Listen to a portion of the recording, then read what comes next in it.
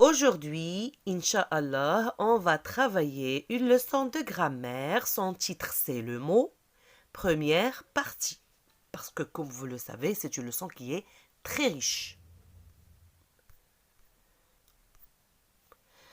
Bien sûr, on va traiter ensemble les différentes natures ou bien classes de mots dans la langue française. Les objectifs, bien sûr, visés par cette séquence. Identifier les différentes classes de mots. Savoir analyser les mots ou groupes de mots vers la fin. C'est bon, allez, on va commencer par une découverte. Après, une observation. On va commencer par observer cette phrase. Pépé, il va danser. Pépé, c'est le surnom d'un vieillard, d'accord? Donc, Pépé, il va danser. Suivez avec moi. On va faire un petit découpage à cette phrase-là. P. P. Là, vous pouvez imaginer qu'on fait un découpage syllabique. Continuons. I. V. Donc, il ne s'agit pas d'un découpage syllabique. N'oublions pas qu'on est en train de travailler la leçon de quoi? Le mot, les différentes natures ou classes. A. D. A. N. Et C à la fin. Donc là, on va continuer par numéroter ce qu'on vient de faire. 2, 3, 4, 5, 6, 7, 8 et 9. Très bien. Réfléchissez un peu. Allez, un petit moment de réflexion.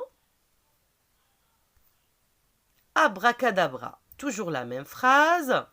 Mais là, on va comprendre que signifient les syllabes qu'on vient, ou bien les parties qu'on vient d'avoir. P, ça veut dire pronom. P, préposition. I, interjection. V, ça veut dire verbe. A, ça veut dire adjectif. Deuxième partie. D, déterminant. A, adverbe. N, nom. Et C, ça veut dire conjonction. Donc cette phrase-là, elle peut guider l'apprenant à apprendre facilement combien on a de mots dans la langue française. Les natures. On parle des natures de quoi? De mots. Très bien. Donc là, on va traiter, c'est quoi les natures? Les mots sont classés en différentes natures, bien sûr. On a les verbes, les noms, les pronoms, les adjectifs, les adverbes, etc. Exemple, ces filles jouent dans la cour à la marelle. Donc les mots filles, cour, marelle, ce sont quoi? Ce sont des noms. Très bien. Joue est un verbe. Très bien. Dans, c'est un adverbe. Et bien sûr, les derniers, c'est la et la. D'accord? Ce sont des déterminants. Très bien. Donc, on récapitule. Les mots sont classés en différentes natures. Et la première partie, ça concerne le nom. Très bien.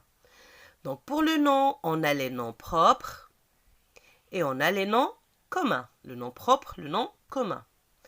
Pour le nom commun, donc un nom commun, c'est un mot en général qui désigne ou qui nomme une personne, un animal, une chose.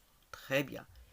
Et pour le nom propre, selon son nom, d'accord, son appellation propre, ça veut dire propre à une personne précisément ou bien à une ville, d'accord?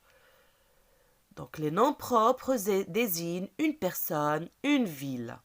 Pour comprendre encore plus, on les reconnaît facilement car ils commencent toujours par une majuscule. C'est quoi ton nom propre? Mon nom propre, c'est Amina. Donc toujours, le nom propre commence par une majuscule. Tu habites où? J'habite Casablanca. D'accord? Casablanca commence par une majuscule. Très bien. Allez. Le nom propre. Donc, on va donner des exemples. Amina, le nom Amina désigne une personne en particulier. Paris, c'est une ville. Ces deux mots sont des noms propres. Ils commencent toujours par majuscule. Pour Amina, ça commence par A et pour Paris, ça commence par P. Très bien. Pour le nom commun. Exemple de nom, on a le mot chien. Il désigne un animal. On dit un chien, le chien. Le mot chaise désigne une chose. On dit une chaise, la chaise. Ces deux mots sont tous des noms communs. Des noms communs. Très bien. Donc maintenant, on va faire des exercices d'application. Ça va vous aider à mieux comprendre et donc, mais avant de commencer, je tiens à vous faire part de cette remarque ou bien de ce conseil. Commettre des fautes, en général, commettre des fautes, c'est la première étape vers la réussite. La deuxième étape, bien sûr, c'est la correction constructive. Je dois bien corriger mes fautes pour ne plus les recommencer. C'est mon conseil à mes élèves chaque moment, chaque leçon. Donc, on va s'entraîner. Recopie ces groupes de mots, entoure les noms communs et souligne les noms propres. D'accord? Vous allez les recopier et après vous allez entourer les noms communs et puis souligner les noms propres. Et on va travailler l'exercice 2. Recopie les mots soulignés puis indique leur nature. Donc, la première chose, il faut comprendre qu'est-ce qu'on va faire. Donc ici, on a deux consignes. La première chose, on va écrire. Recopier, ça veut dire écrire de nouveau sur ton cahier. D'accord? Recopie les mots. Donc, on va recopier uniquement les mots qui sont soulignés. Et puis, qu'est-ce qu'on va faire? À côté de chaque mot, je vais écrire, c'est quoi? Sa nature.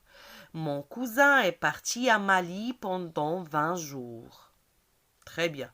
Donc, on va écrire cousin. Et à côté, je vais écrire, c'est quoi? Sa nature.